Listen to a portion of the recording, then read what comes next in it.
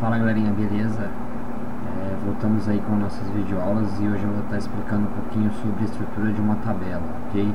Como é criar uma tabela? Às vezes a gente vai no campo, digita lá, mas não é especificado, mostrado exatamente como é feito como a gente cria uma tabela. Então, antes de mais nada, quem está nessa aula e não passou pela aula de tipo de dados, eu vou deixar o link aqui em cima ou algum lugar aqui da tela, mas vai ter o link da aula relacionado a tipo de dados para vocês entenderem os tipos de dados e como são as declarações desse tipo de dados, como que cada tipo de dado é trabalhado, a diferença de char com varchar, de int, de small, de big int e tudo mais, entendeu? De time, de data, de data time. Então tudo isso aí vocês vão ver lá, porque é através esse tipo de dados a gente vai estar você vai utilizar aqui para criar sua tabela. Então eu fiz uma amostra aqui de uma estrutura de uma tabela. Então como que a gente faz aqui uma tabela? A gente tem que informar para o banco de dados que a gente está criando uma tabela, ok? Então o que a gente utiliza? A gente utiliza o comando create. Então create é criar o que? Criar uma tabela. Legal, então eu vou criar uma SQL, eu vou criar uma tabela e vou passar o nome da minha tabela que eu quero, ok? Em seguida a gente abre e fecha parênteses, certo? E aí aqui no meio aqui, ó, nesse meio aqui, ó, vai os campos que a gente criar. Então, por exemplo, eu vou dar um exemplo aqui, vou colocar aqui aí, o nome de uma tabela notícias.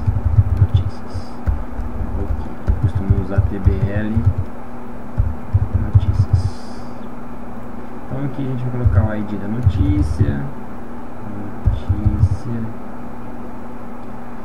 vai ser um int. O que significa identity? Identity significa que ele vai auto-incrementar, certo? Então, por exemplo, você tem uma tabela e nessa tabela você vai ter que incrementar. Por exemplo, você tem uma tabela essa tabela de notícias. Então todo dia vai entrar notícias. Só que não é você que vai cadastrar essas notícias. Tem várias pessoas que vão cadastrar essas notícias. E do decorrer do dia, por exemplo, se você não fizer se você não utilizar esse identity, o que vai acontecer? As pessoas vão perder a sequência dos IDs, certo? O que são IDs? São os identificadores de tabela. Então, por exemplo, final de semana de clássico entre Corinthians e Palmeiras, Corinthians ganhou mais uma, tá? Então esse título refere-se a uma notícia. Que notícia que é? A notícia do Corinthians? Não, refere-se ao ID. Você nunca vai procurar numa tabela, muitas vezes você não vai procurar o nome, as palavras, você vai procurar o ID, certo? Então, por exemplo, eu vou fazer uma venda, você não vai buscar lá. Então na tabela de vendas tem o vendedor, tem o produto, tem o cliente. Você nunca busca o sistema quando a gente faz a busca, a gente não busca o nome do cliente, a gente busca o ID do cliente, entendeu?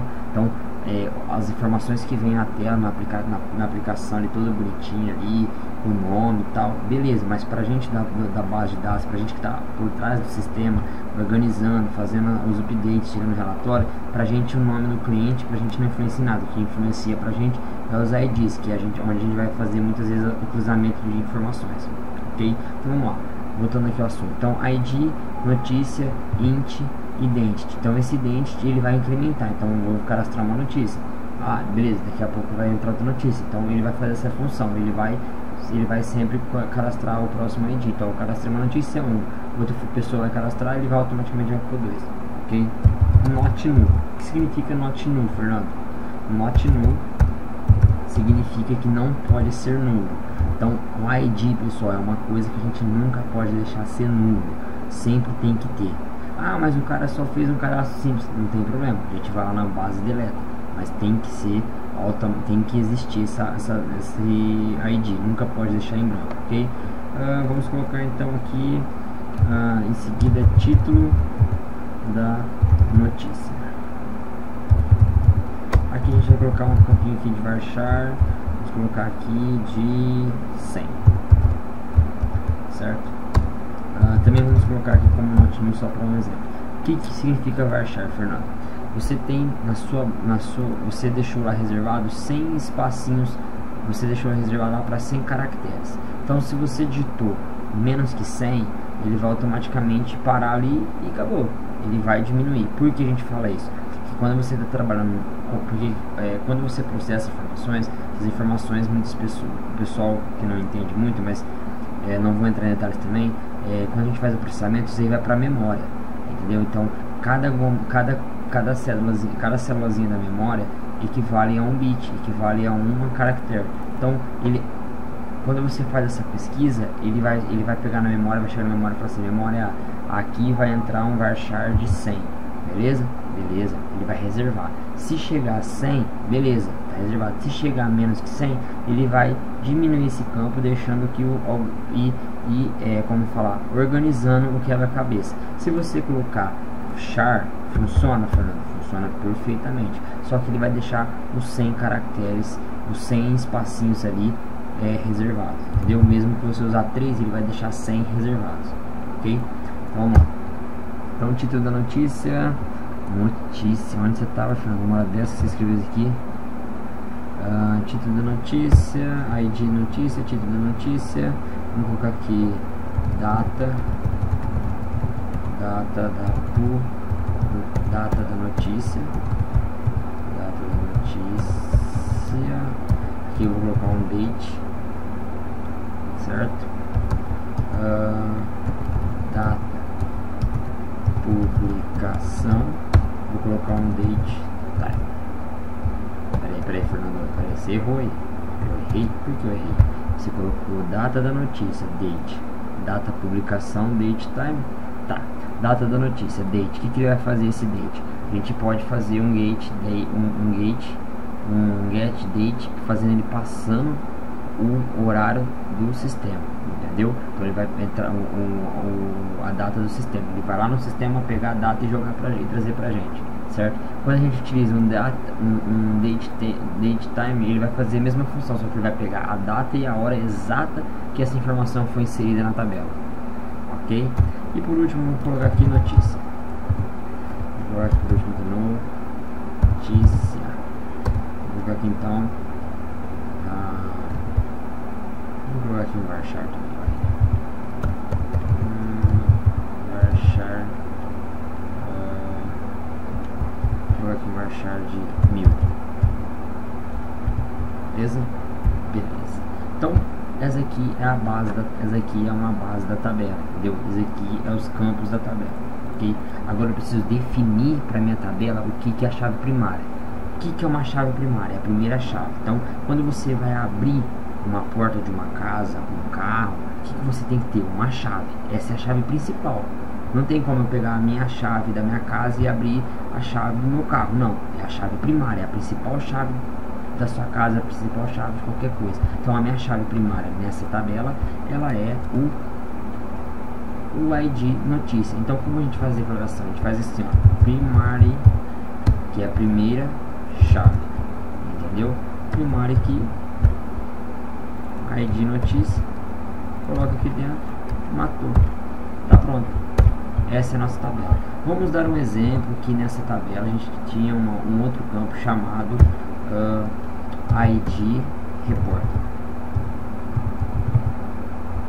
ID report será um int. Peraí, Fernando, peraí. Você falou que quando for ID, quando for o campo principal na tabela, você tem que colocar um identity. Por que você não colocou? Vou explicar. Calma aí. Você tá certo, mas eu vou explicar. E vou colocar o ID fotógrafo. Porque eu não coloquei o identity nem o not null, pelo simples fato, o not null eu posso colocar assim, desculpa, o not null eu posso colocar, então aqui o not null e aqui também o not null, certo? Por que, Fernando, você não colocou identity? Porque esse campo aqui, ele não vai ser auto-incrementado. Eu preciso ter o nome, eu preciso ter o ID do repórter dessa notícia e do fotógrafo dessa notícia, certo? Tá, mas espera aí, deixa eu entender. Como assim? A gente poderia ter uma outra tabela relacionada a repórteres, que tivesse ID repórter, nome do repórter, data de entrada do repórter na emissora, no jornal e tudo mais. E a gente teria uma outra tabela com ID fotógrafo, nome do fotógrafo, data de início dos trabalhos do fotógrafo, certo? Esses IDs eu vou ter que colocar ele aqui, certo? Por quê? Porque eu preciso saber essa notícia, quem que foi o repórter dessa notícia. Ah, tá aqui o ID dele. Ah, quem que foi o fotógrafo dessas fotos, dessa notícia? Foi esse ID, certo?